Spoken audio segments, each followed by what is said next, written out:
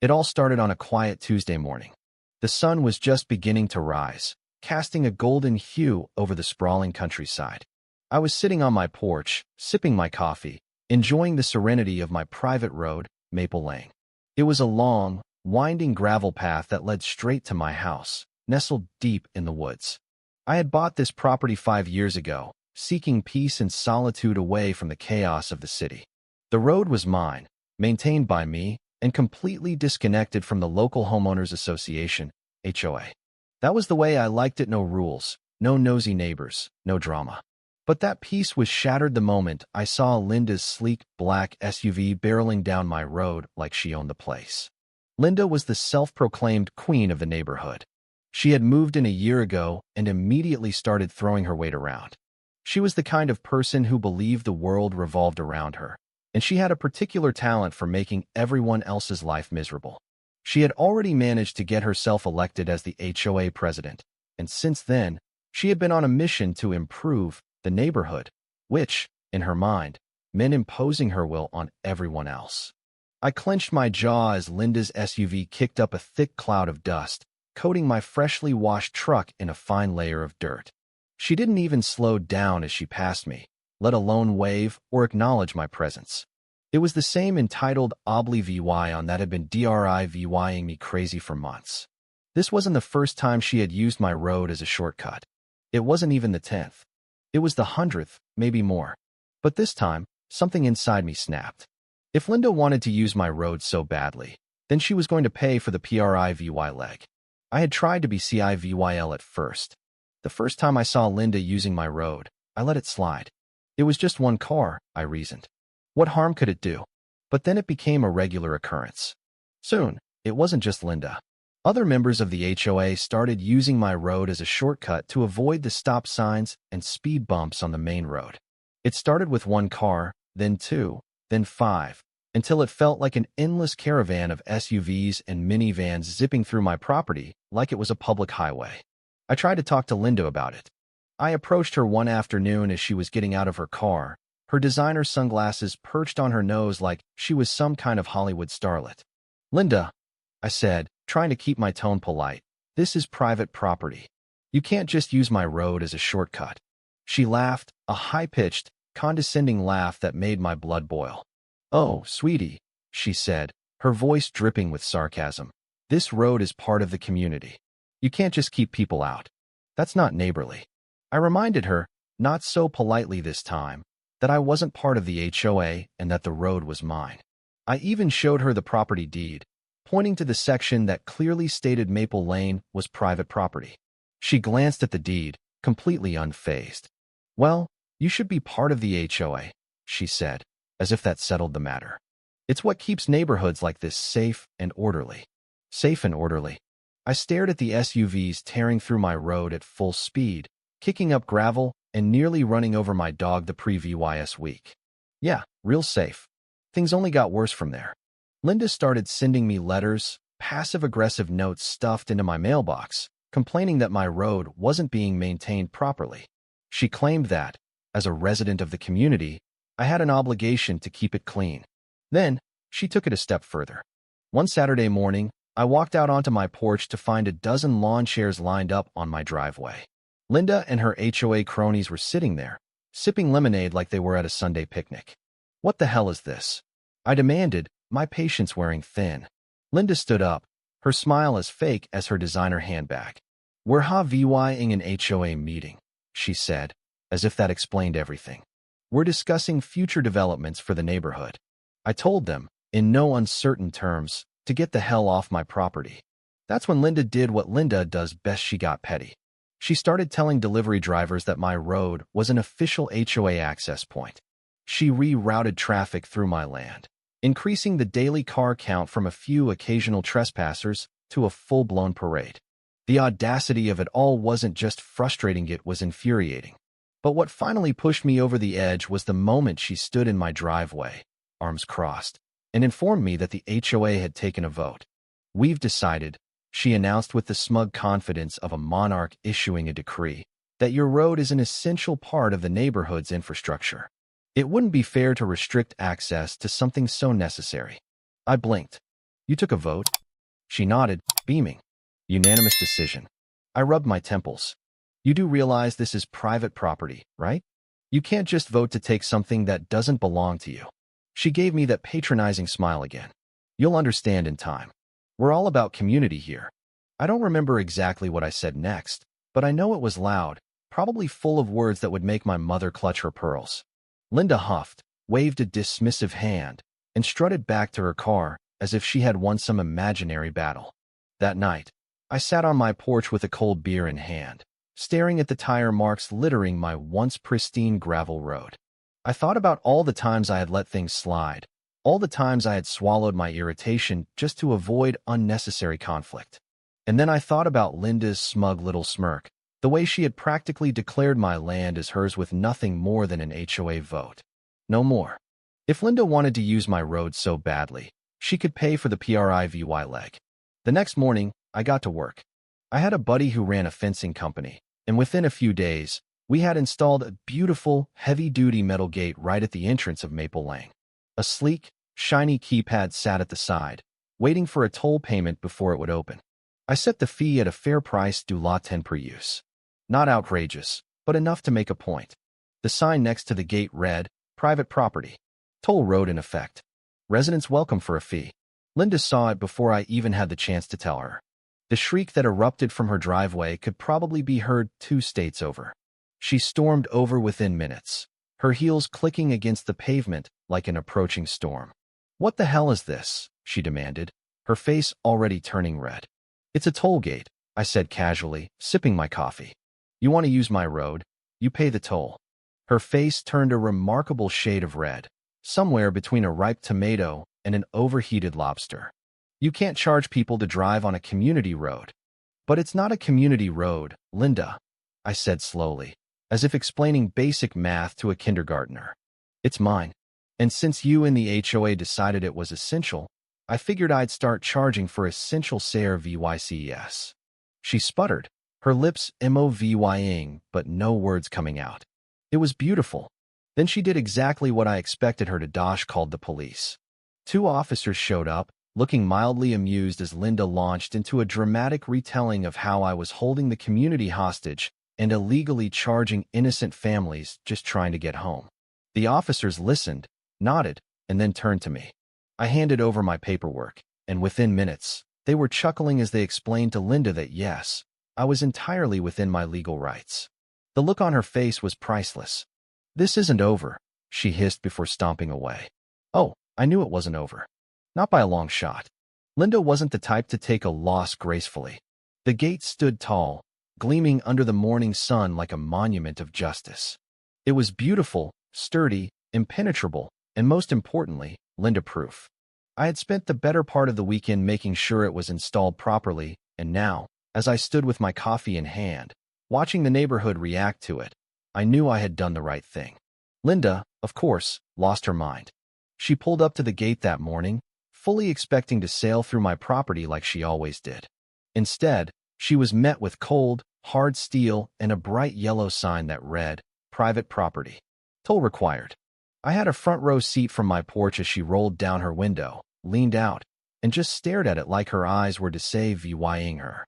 Then, as if hoping it would disappear, she revved her engine and honked her horn. The gate did not care. The gate did not move. I sipped my coffee and waited. A minute passed before she finally got out of her car, marching up to the keypad with an expression that promised to melt steel. She pressed a button, and the screen lit up, displaying the toll fee, due law 10 per use. She actually gasped, a hand flying to her chest as if I had just insulted her entire lineage. Then, without missing a beat, she turned on her heel and stormed towards my porch. This is ridiculous, she shouted before even reaching the steps. I took another sip of my coffee. Morning, Linda. You can't do this, she pointed at the gate like it was some kind of personal attack. This is illegal. You're extorting people.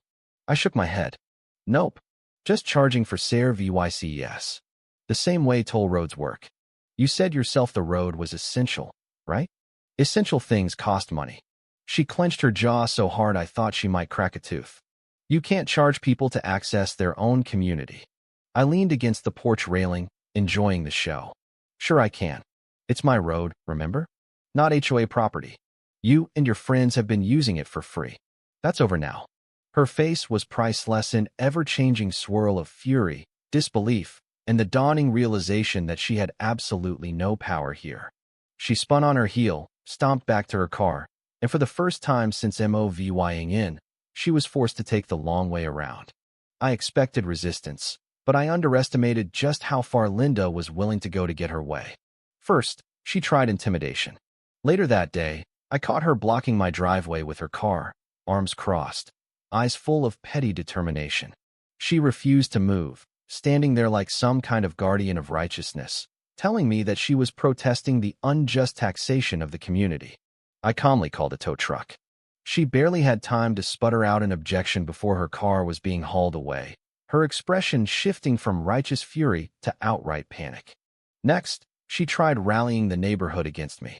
A few days later, I received a letter in the mail from the HOA, officially demanding that I remove the gate immediately. They cited community safety concerns and claimed I was violating neighborhood harmony. I almost laughed. The best part? At the bottom of the letter, Linda had personally added a note that read, "Failure to comply will result in serious action." I sent back a copy of my property deed with a note of my own. It read, "Nice try. Toll still do law $10. The real fun began when I started noticing which neighbors actually didn't mind the toll. As it turned out, not everyone was a Linda. Plenty of people were happy to pay a few dollars if it meant avoiding the congested HOA road. Within a week, I had collected enough in toll fees to cover the cost of the gate installation. By the second week, I was turning a profit. Linda, of course, refused to pay. Instead, she continued taking the long way around, her anger growing with each passing day. Every time she drove past my property, I could feel the rage radiating from her car. It was almost entertaining. Almost. Then she escalated. One evening, I noticed something strange on my security cameras. Linda and a few of her HOA cronies had gathered near the entrance of my road, whispering among themselves. They were up to something. I stayed inside and watched, curious to see just how desperate she had become. A few minutes later, one of them pulled out a bolt cutter. I almost laughed out loud. She was really about to commit felony-level vandalism just to get past my gate. Before she could make the first cut, I turned on my porch lights and stepped outside. "Hey, Linda," I called out. "Need some help?" She froze. Everyone did. For a second, it was pure comedy. They were caught red-handed, bolt cutters in hand, guilt plastered all over their faces. Then, as if deciding that the best defense was a good offense, Linda puffed out her chest and glared at me. "You can't block public access," she barked, as if she wasn't about to destroy private property 5 seconds ago. I crossed my arms.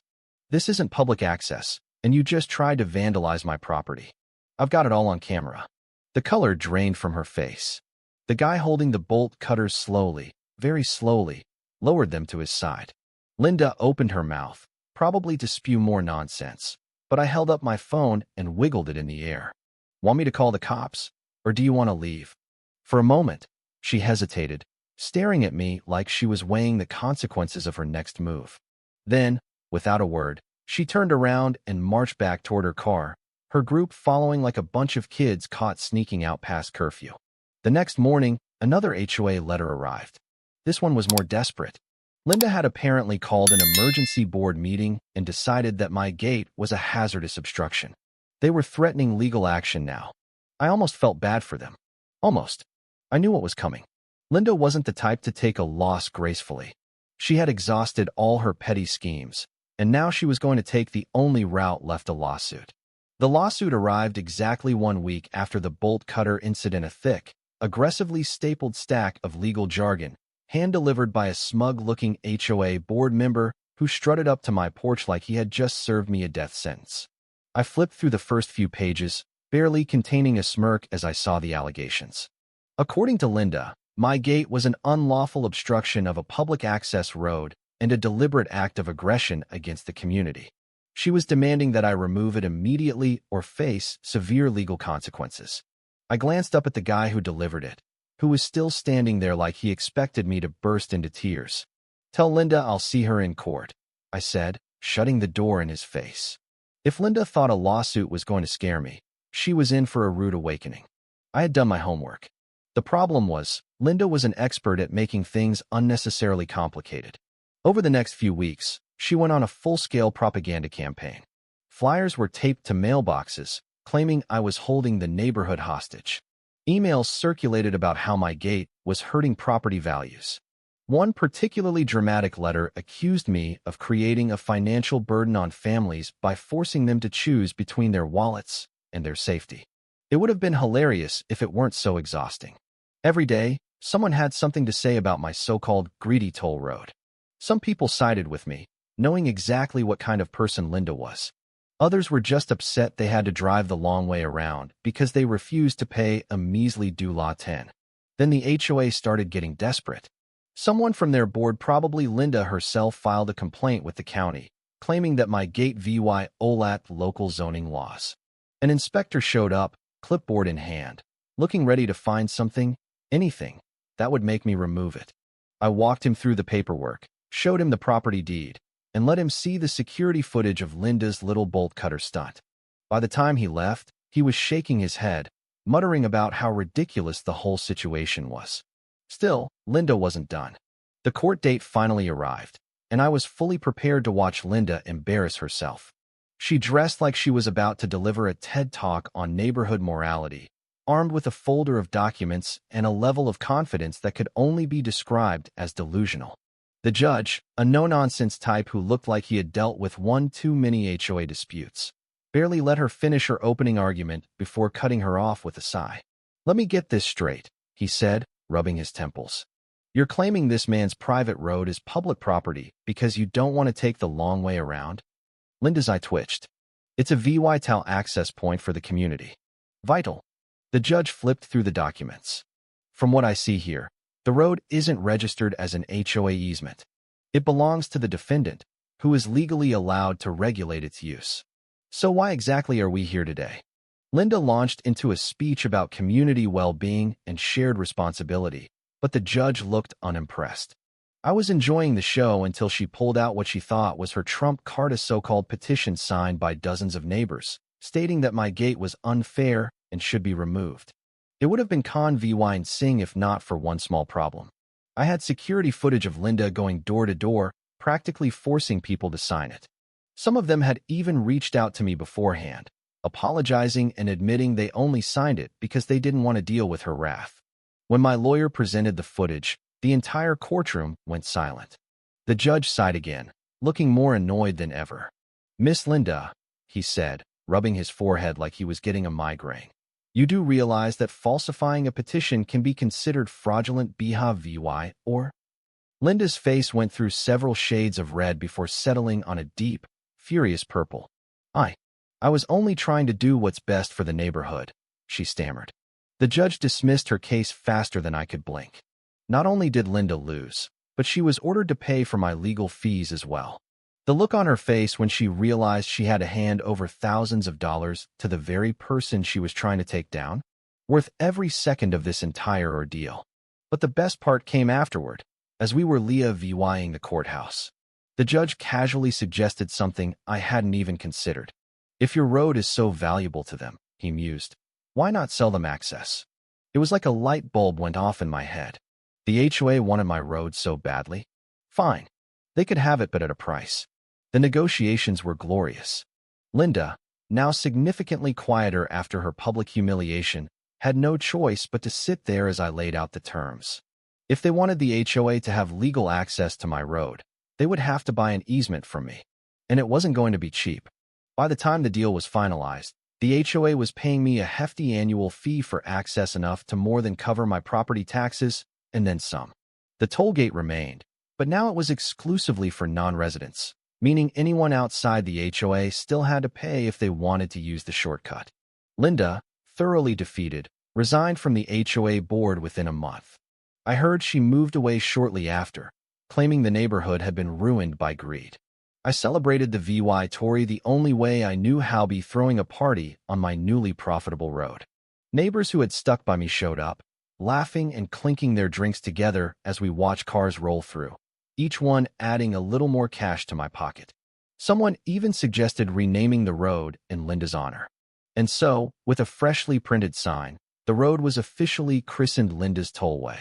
The whole thing started as a petty dispute over a shortcut, but in the end, I walked away with a steady income, a carefree neighborhood, and the satisfaction of knowing that, for the rest of time, anyone who wanted to drive down my road would have to pay for the PRIVY leg. Sometimes, justice isn't just served. Sometimes, it collects a toll. If you were the one in this story, how would you react? Would you stand up and fight back, or accept the unreasonable pressure and control from the HOA? Share your thoughts in the comments below. And don't forget to subscribe, like, and share this video with more people. Your small action gives us the motivation to keep bringing you more intense and engaging stories. Thanks for watching, and we'll see you in the next video.